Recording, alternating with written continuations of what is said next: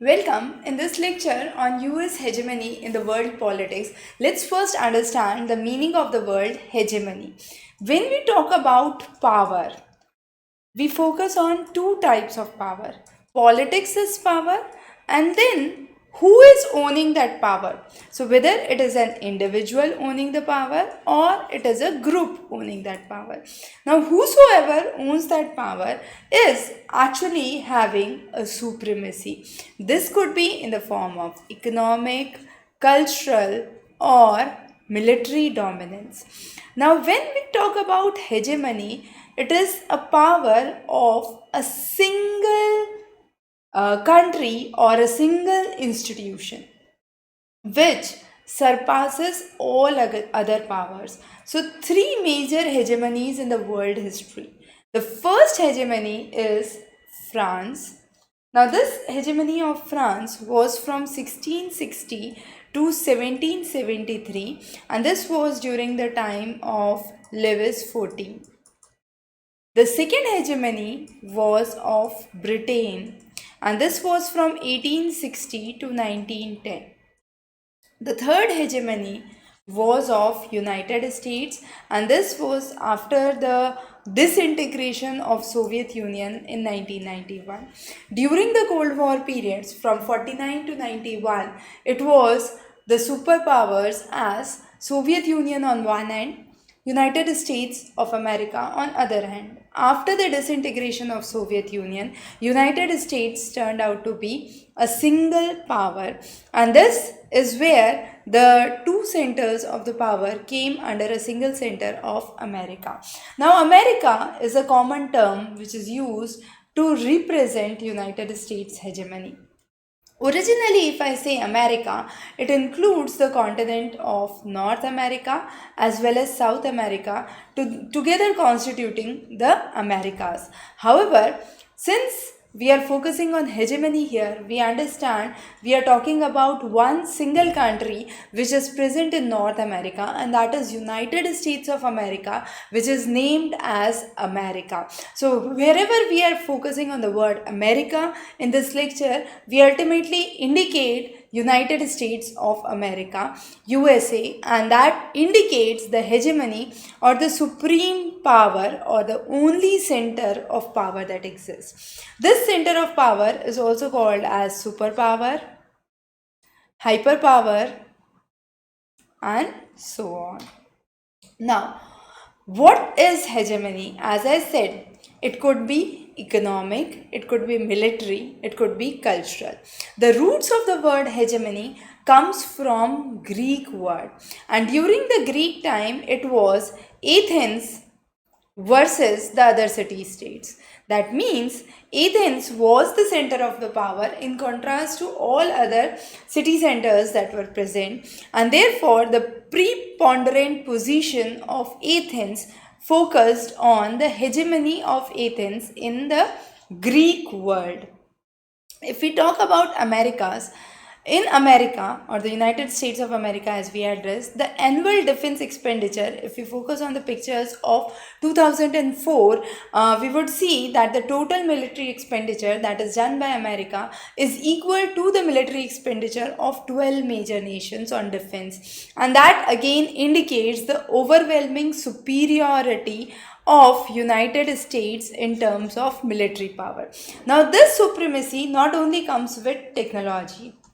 Along with technology, another important thing is the production. So when I talk about technology, what we need to understand is that there is a quantitative gap that exists. That means the other nations are not at par in the research and development. So the amount of expenditure which is done by Pentagon, which is the military power of United States, is exceptionally high, and that indicates the development on research and development and technology, which gives America a cutting edge from other nations. If we talk about the Pentagon's command structure, there are 5 command structures: the United States Northcom, Southcom, ENTCOM, which is the Middle East, the EUCOM, which is the Eurasia, and then the PACOM, which is the Pacific Asia region. So this again indicates the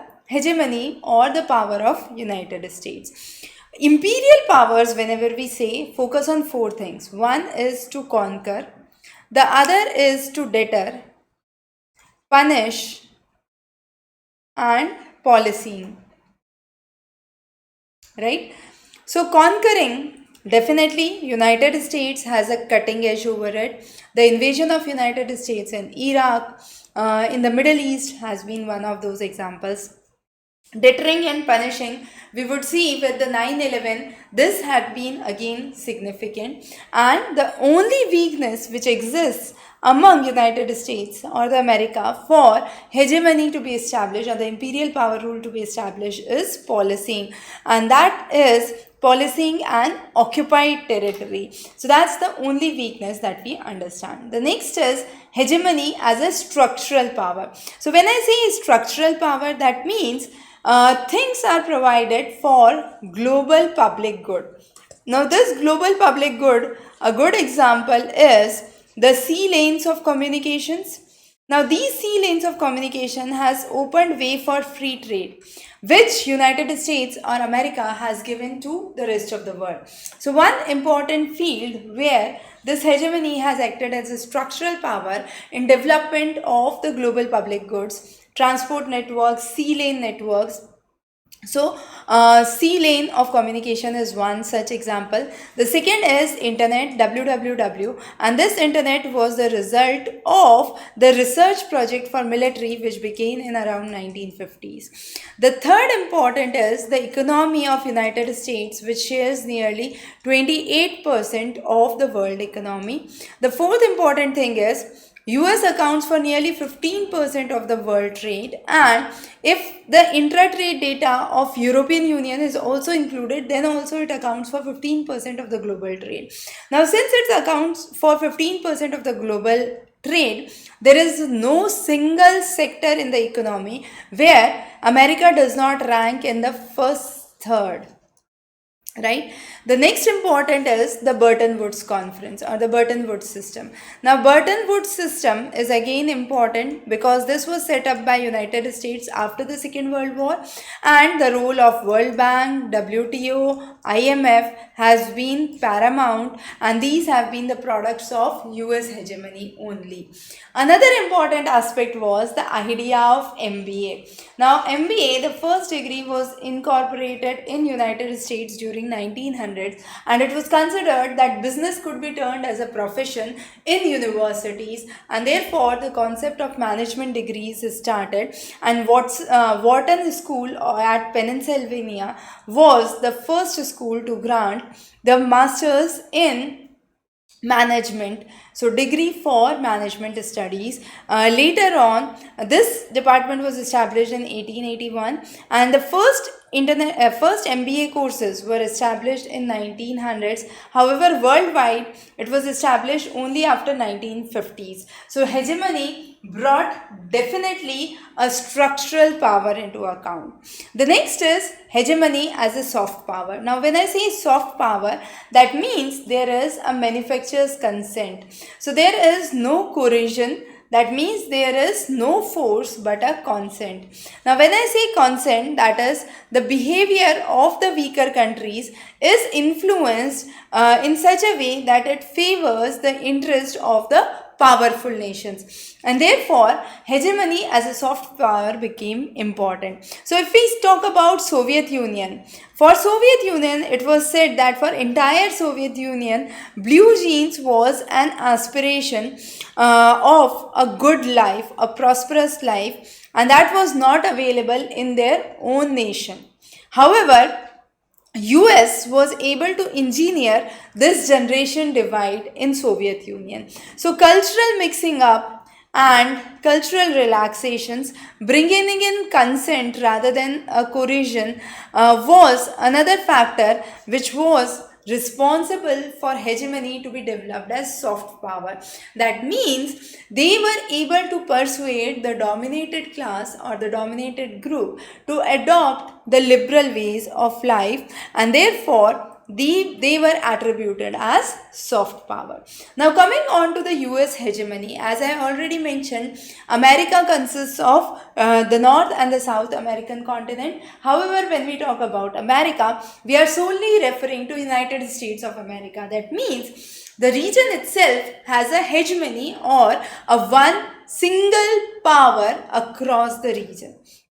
Now, how did this new order began? So, the beginning of the new world order is interesting. After the collapse of 1991 Soviet Union, one of the superpower of Soviet Union actually ceased to exist.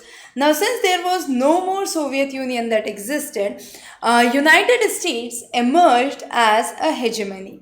During 1990, it was Iraq that invaded the regions of Kuwait.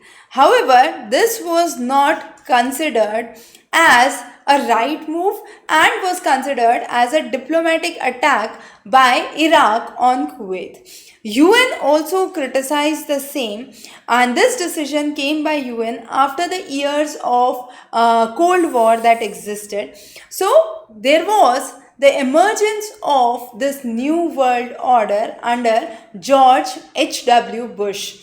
Now note, after George H.W. Bush, it was Bill Clinton. Bill Clinton was relatively soft on external policies. George H.W. Bush was harsh on military policies. And after Bill Clinton, who was a Democrat, again came a Republican who was the son of George H.W. Bush, who was George W. Bush.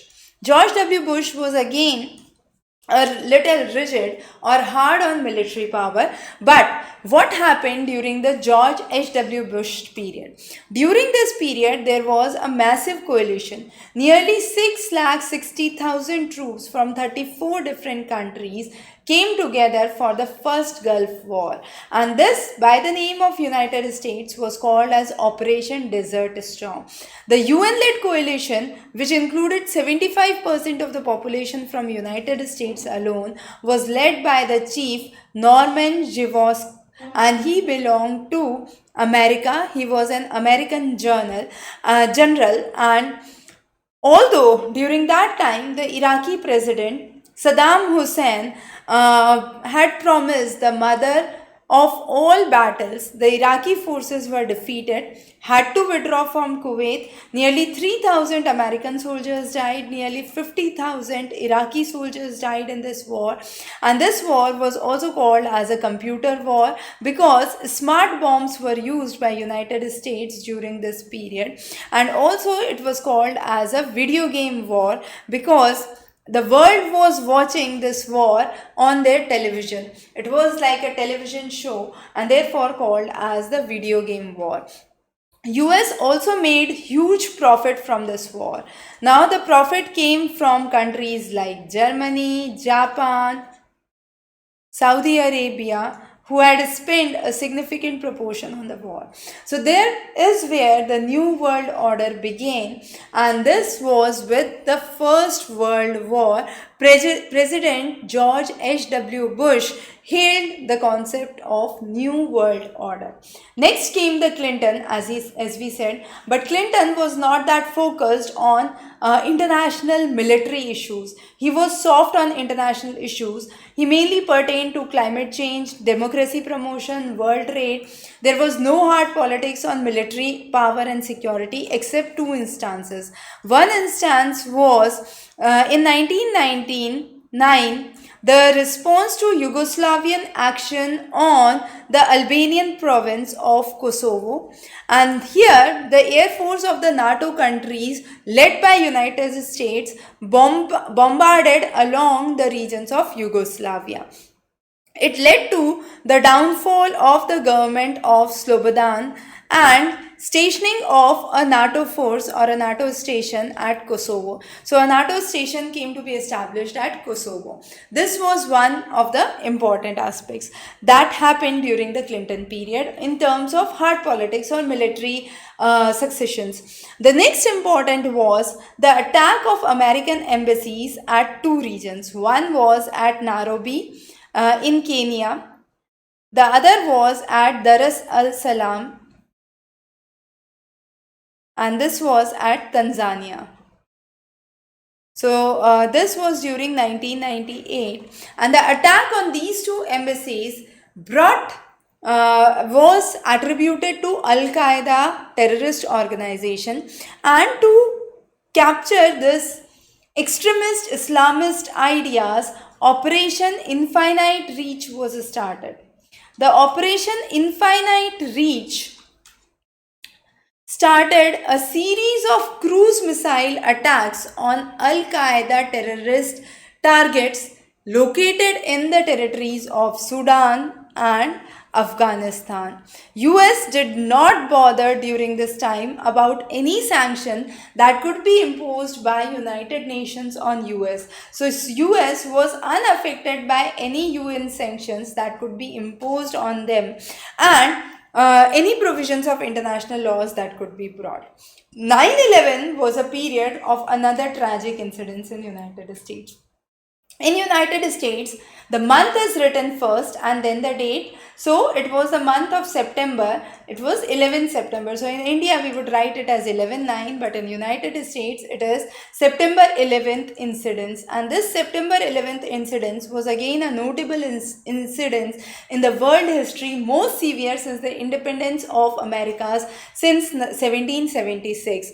This incident itself has been compared to the British burning of Washington DC in 1814 and Japanese attack on Pearl Harbor in 1941.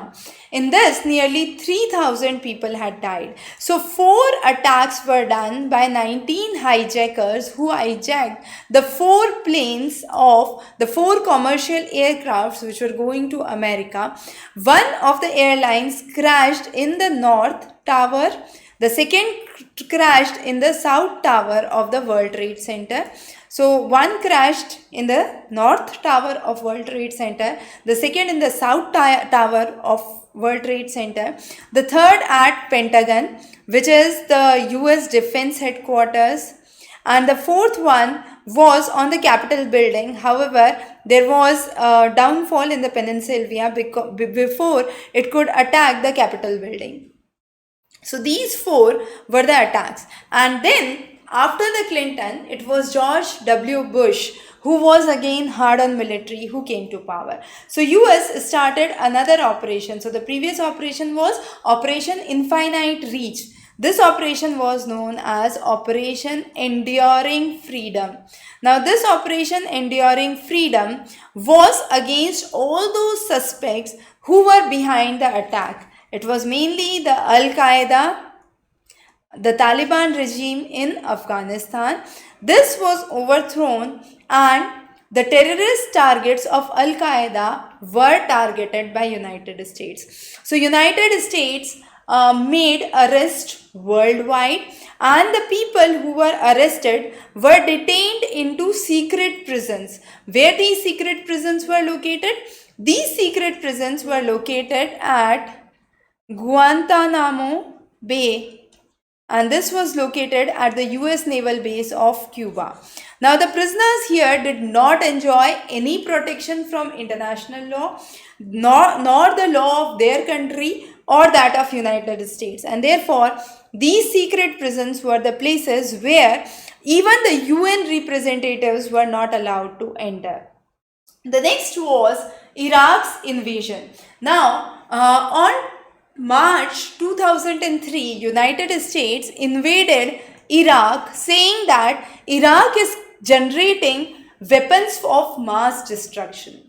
On detailed analysis, it was found that there are no evidence of weapons of mass destruction being produced by Iraq. However, the idea was to have control over the oil fields in Iraq and have a friendly regime with United States. So US-led coalition of willing, after the United Nations refused its mandate for invasion, was led, and here there were more than 40 nations who joined hands with United States for the same cause, to invade the territory of Iraq. Now, although during this time Saddam Hussein government actually fell at a steep go, US was not able to pacify Iraq. There were huge insurgency against the US occupation in Iraq. 3,000 US soldiers died, nearly 50,000 Iraqi soldiers died in this war, and this was a huge loss. However, when we say at one end US is the supercenter for power, there are constraints on the American power. The first constraint is the institutional architecture of America itself. That means there are unrestrained and immoderate exercise of military power of America by the executive branch, which is harmful. The second is the open nature of the American society. Although the American mass media from time on and off were imposing certain domestic public opinion in the United States, there was a lot of skepticism regarding the American political culture, and therefore in long run huge constraint on US military overseas was seen. The next important constraint was that America could be moderated in power only by one international organization, and that is NATO. So NATO only has the power to moderate the power of America in long run. The next is India's relation with United States. Now, India's relation with United States are not pretty old. Before 1991 and the collapse of Soviet Union, India had a very strong ties with Soviet Union. However, with the disintegration of Soviet Union, India was left friendless and into an hostile setting. So India started to develop relations with United States. Two major factors that led to development was one, the Indian diaspora which was present in United States, and the Indian diaspora as one of those, and the second one was technology and the technology company. Coming on to some hints, US absorbs 65% of the export of softwares from India. 35% of the technical staff of Boeing factory in Seattle is owned by India or is run by Indian origin. 3 lakh Indians nearly work in the Silicon Valley in California. 15% of all the high-tech startups are Indian American in their real sense, right? So those are some of the factors that help us understand that India has strong relations with the United States. Now, analysts have led this analysis in various ways. One is that the India and America could never grow in closeness unless and until they maintain aloofness with the Washington, because we are not a nation which is largely a military power. The second type of analyst focus that we need to take advantage of the US hegemony and have good relations for a possible best outcomes for ourselves. And the third was to develop a coalition of countries which are developing countries, and those developing countries could work together for the betterment. The next is why this all has issues. The first is the international politics is actually viewed as a world without a politics without a government, because when we are talking about international scenario, there is no one common political regime that works for all. So the rule of war, the basic norms for that need to be followed. The next is for economic growth. Transfer of technology, investments are important, and those can be acquired best by working together and not working under the hegemonic regime of some other nation. So there is a bandwagon strategy. Now this bandwagon strategy, what does this suggest? This bandwagon strategy suggests that we are trying to extract the benefits by operating within the hegemonic system and rather than opposing the system. So we try to operate ourselves within the hegemonic system, have a good relation with them rather than opposing this hegemony. So we call this as bandwagon strategy. The next is hide strategy. Hide strategy suggests that we keep away ourselves from the powers which are dominant in the world. For example, European Union, Russia, China, and stay below the radar. So we keep ourselves below it, hide ourselves from these superpowers, unipolar powers, or the unipolar world, and therefore we open our ways for progress. So the ultimate idea here is that whatever we go forward with, the main focus here needs to be one very important aspect, and that is maintaining relations. Hegemony means one political superpower in the world. Now, this hegemony is structural, where the pathways are given for other powers to grow. On the other hand, it has soft power as well. So hegemony has a structural power, soft power. Soft power means the cultural mixing is much more liberal and easily acceptable within the systems. Also, we saw how the rule from Republican to Democrats to Republican shifted.